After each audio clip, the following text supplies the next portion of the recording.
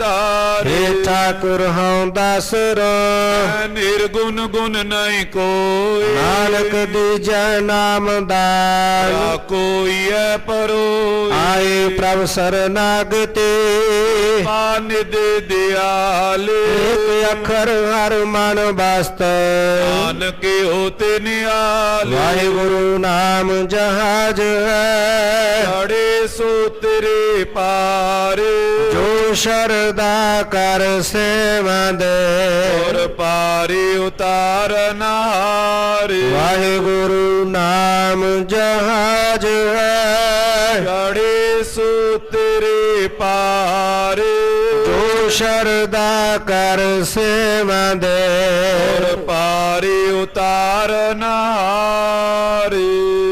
वाहिगुरु जी का खालसा वाहिगुरु जी की फतेह।